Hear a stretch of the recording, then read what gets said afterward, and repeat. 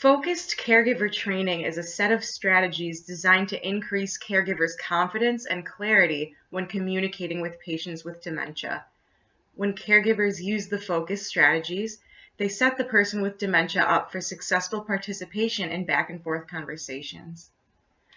All caregivers can benefit from this training, ranging from professional caregivers such as nursing assistants to informal caregivers such as family members.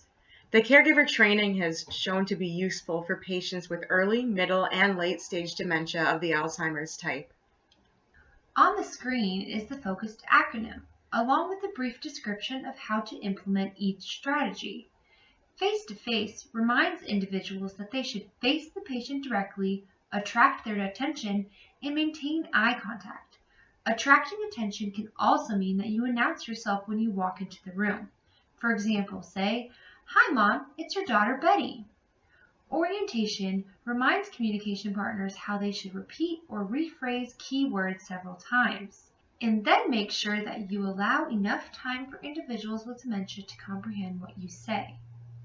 Continuity reminds caregivers to stay on the same topic of conversation for as long as possible. Also, they should prepare their family member for a shift in conversation when a new topic is being introduced. Unsticking the conversation is a reminder for caregivers to help an individual with dementia when they get stuck on a word or use the wrong term. Structure outlines how it is important to provide simple choice questions or only two options such as yes/no questions. Exchange is similar to continuity, but reminds us that we need to still have typical conversations with patients although they are experiencing a cognitive decline. Keep conversations pleasant and ask easy questions about topics you know your family member likes. Finally, it is important to keep our sentences direct, short, and simple.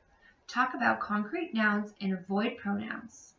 While you are talking, it is also important to use hand signals, pictures, and facial expressions in order to aid the individual in their comprehension of spoken language.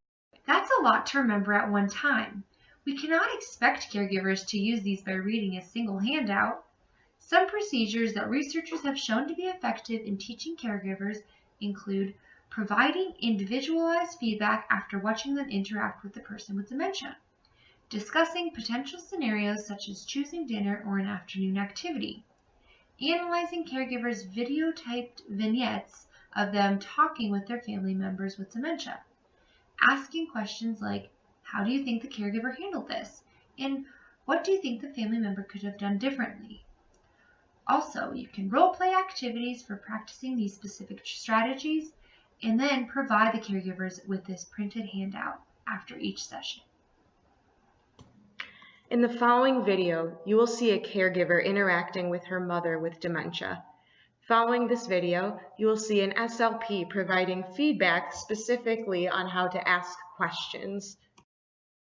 So Mom, I was thinking that you and I could go get dinner with Chris tonight. But you know what, before we go, I was going to stop at Safeway and pick up some flowers, I think. Okay.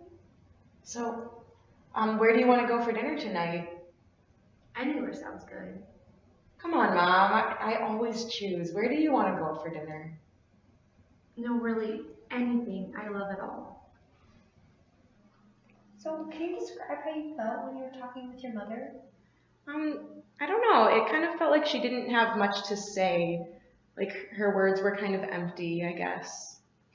Well, I noticed a few things that you can do differently based off the focus strategies we've been talking about. I noticed it was hard for your mom to think of the responses to your open-ended questions. Do you remember any strategies we talked about that might help your mom? Oh yeah, didn't we talk about giving choices or something? Exactly.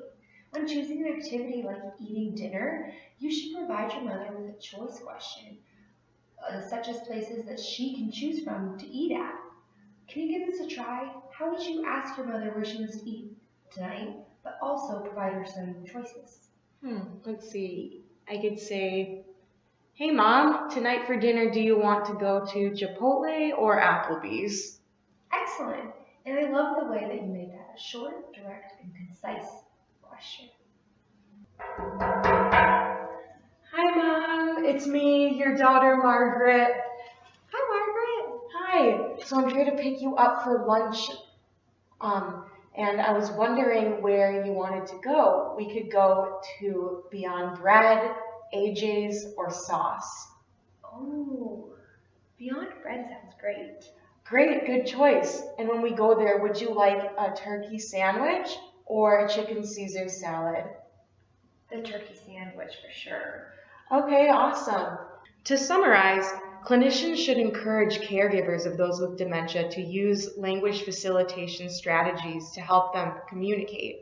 Patients in all stages of dementia will benefit from caregiver training, and this is because the caregiver provides enriched language support, decreasing the task requirements of retrieving the semantic knowledge and the stored word knowledge. With choice questions or yes/no questions, the patient only needs to recognize the concepts presented and then respond appropriately.